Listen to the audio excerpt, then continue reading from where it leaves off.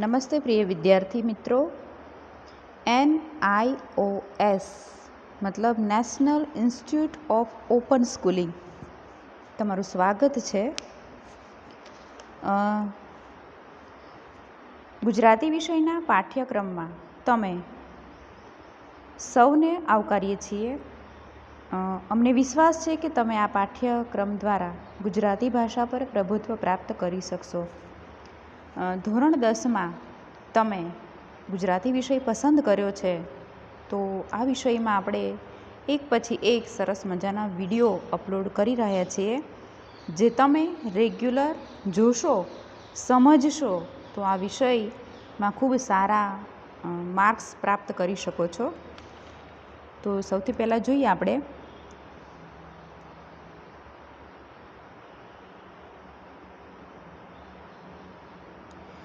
ગુજરાતી વિષયમાં તમારો નંબર છે 207 નંબરની બુક છે, જેમાં 1 થી 4 આવરી લેવામાં આવેલું છે.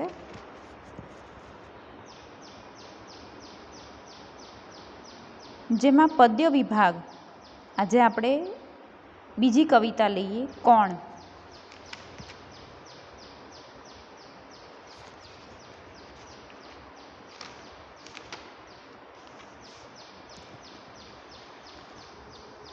કોણ જેના કવિ છે સુંદરમ.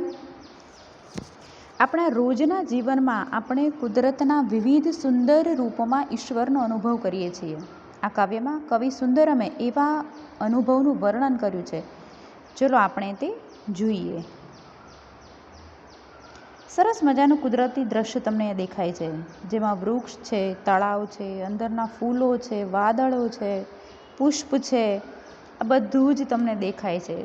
તો કવિ આ બધા દ્વારા કહેવા માગે છે કે આ બધું કાર્ય કરનાર કોણ? તો જવાબ માત્ર ને માત્ર એક જ આવશે, ઈશ્વર. જેમાં આપણે ચિત્રના આધારિત પ્રશ્ન પૂછી શકીએ કે આ કયા સ્થળનું ચિત્ર છે. તમે જોયું કે આ એક પ્રાકૃતિક સૌંદર્યવાળા સ્થળનું દ્રશ્ય છે. એમાં તમે નદી, પર્વત, વાદળ, વૃક્ષ, પંખી વગેરે જુઓ છો. ચલો હવે આપણે કાવ્યની શરૂઆત કરીએ. કોણ. સૌથી પહેલી પંક્તિ છે, પુષ્પતણી પાંદડીએ બેસી હસતું કોણ ચિરંતર હાસ, પુષ્પ પર ઉરથી ઉઠે કોના સુરભિત પુલકિત મુખરિત શ્વાસ, કોણ બદલતું સંધ્યાકાશે પલપલ નવલા પ્રેમળ ચીર, કોણ ઉછળતી મોકલતું નિજ કુમળી ઉર્મી સરવર તીર.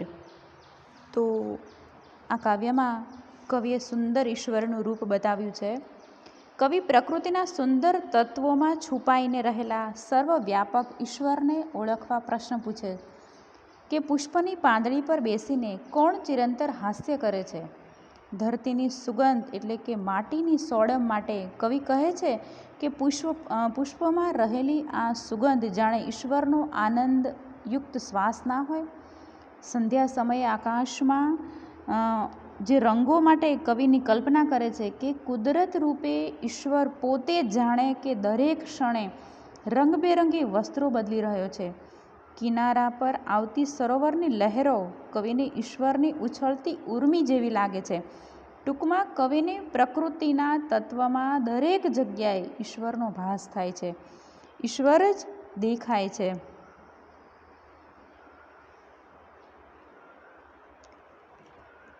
તો આના આધારિત તમને એવો પ્રશ્ન પણ પૂછી શકે છે કે પુષ્પની પાંદડી પર બેસીને કોણ હસે છે અને કયા સ્વરૂપે અને ક્યારે હસે છે. તો ત્યારે તમારો જવાબ હોઈ શકે કે ઈશ્વર પુષ્પની પાંદડી પર બેસીને ઈશ્વર ચિરંતન હાસ સ્વરૂપે જોવા મળે છે. બીજો પ્રશ્ન પૂછી શકે કે કવિએ શ્વાસ માટે કયા વિશેષણો વાપર્યા છે, એ શ્વાસ ક્યાંથી ઉઠે છે. તો જવાબ આવે કે સુરભિત પુલકિત મુખરિત પૃથ્વી ઉરથી. ત્રીજો પ્રશ્ન પૂછી શકે કે કવિ કયા સમયમાં આકાશની વાત કરે છે. તો આપણો જવાબ હોઈ શકે કે સંધ્યા સમયમાં આકાશની પલપલ નવલા પ્રેમળ ચીર. કવિ આમાંથી આ રીતે જણાવે છે. તો આ રીતે આટલી 2 પંક્તિઓમાંથી પણ આપણને આ રીતના પ્રશ્નો નીકળી શકે છે. ત્યાર પછી આપણે જોઈએ,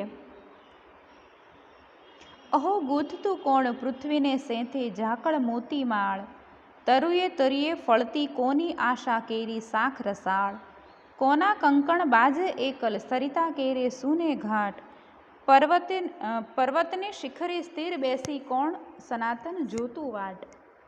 તો કવિ કહેવા માગે છે કે પૃથ્વી પર વસતા ઝાકળને મોતીની માળા સાથે સરખાવતા કવિ કહે છે કે પૃથ્વીના સેંથામાં ઝાકળના મોતીની માળા કોણ ગૂંથે છે. પૃથ્વીને એક સ્ત્રીના રૂપમાં દર્શાવવામાં આવી છે અને એને સેંથું પૂરવામાં આવ્યો છે ઝાકળના મોતી દ્વારા. વૃક્ષો પર પાકતા ફળને જોઈને કવિને વિચાર આવે છે કે આ કોની આશા ફળી રહી છે. જાણે કે રસ બનીને ઈશ્વરની જ આશા મધુર ફળોમાં છુપાય છે.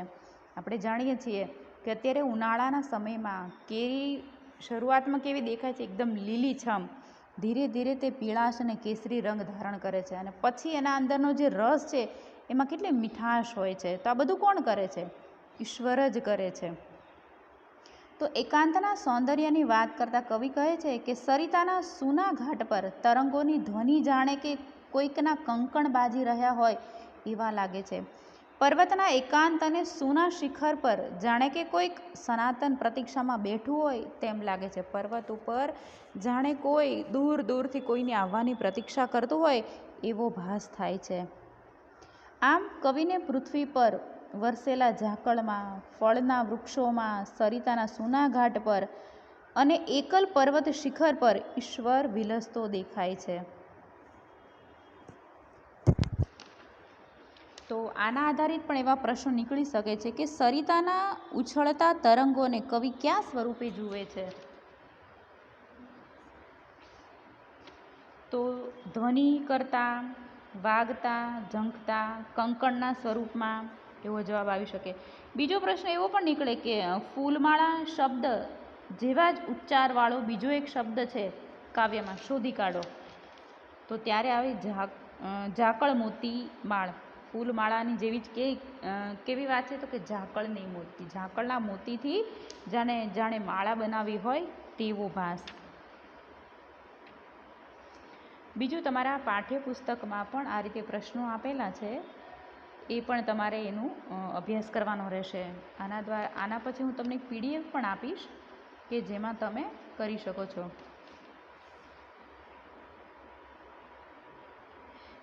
ત્યાર પછી જોઈએ તો ઓ સારસની જોડ વિશે ઊંડે છે કોની ઝંખન જાળ, અહો ફલંગે કોણ અધીરું વાદળ વાદળ માંડી ફાળ, અંતરની એરણ પર કોની પડે હથોડી ચેતનરૂપ, કાળતણી ધરતીમાં ખોદી કોણ રહ્યું જીવનના કૂપ.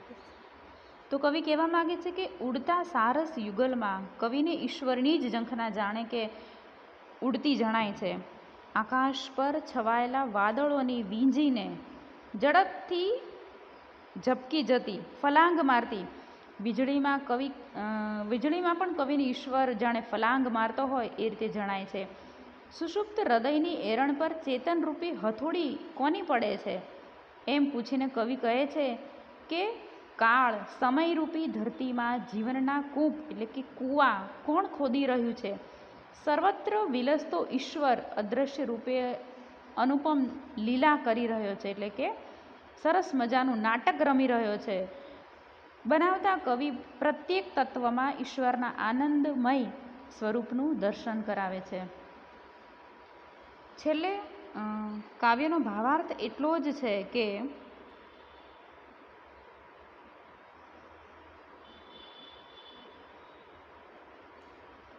ઈશ્વર બધે જ વસેલો છે. એનું આ કાવ્યમાં કવિએ સુંદર વર્ણન કર્યું છે. આ જગતમાં બધે જ દેખાઈ આવતું તેનું સ્વરૂપ આનંદ પમાણે એવું છે. વારંવાર કોણ પ્રશ્ન પૂછીને કવિ વાચક પાસેથી એટલે કે જે કવિતા ભણે છે તેની પાસેથી ઈશ્વર જવાબની અપેક્ષા રાખે છે. કવિ કહે છે કે ઈશ્વર અદ્રશ્ય રીતે હંમેશા પોતાનો અનુભવ કરાવતો જ રહે છે. આ કાવ્ય વાંચતા આપણને સર્વત્ર વસેલા ઈશ્વરને ઓળખી શકીએ છીએ. તો આ રીતે ખૂબ સરસ મજાની સુંદરમની કવિતા છે. કોણ, જેનો અભ્યાસ આપણે આજે કર્યો છે. Thank you all of you.